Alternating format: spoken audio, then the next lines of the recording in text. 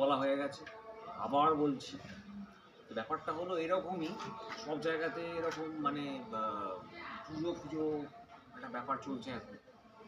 তো গেলেই তো হবে না, লোকজন চলে জড়ো হয়ে যাবে, একটা মানে একটা ভিড় ভিড় টাইপের ব্যাপার হয়ে যাবে।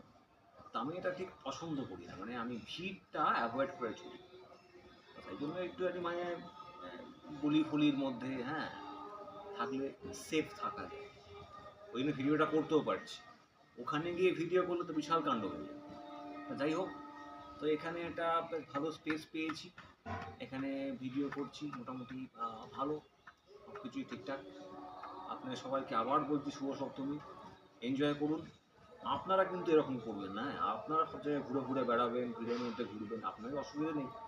তো আমার সমস্যা আছে এরকম, যে ভিড়ের মধ্যে গেলে একটা আমার অসুবিধা হয়, আর ভিডিও তো করতেই পারি না। আর যেখানেই যাবো সেখানেই একই কথা, নেক্সট ব্লগিংটা কবে হচ্ছে, নেক্সট ভিডিওটা কবে আসছে, খুব সমস্যার ব্যাপার। তো কত লোককে কটা অ্যান্সার আমি দেবো। যাই হোক, মোটামুটি এখানে আমি সেফ আছি। একটা ভিডিও অনেকে বলছে এটা করে ভিডিও করে নিতে, তো ভিডিও এটা করে নিলাম এখানে।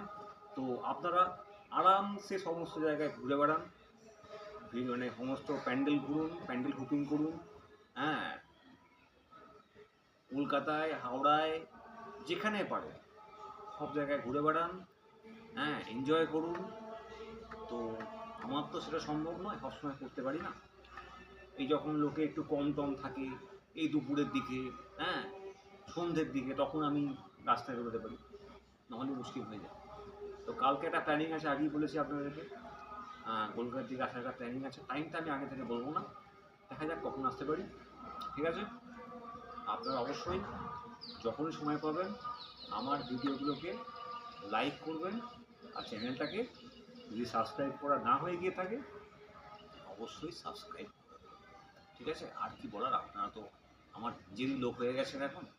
যাই হোক, all the best, happy Puja, enjoy the Puja.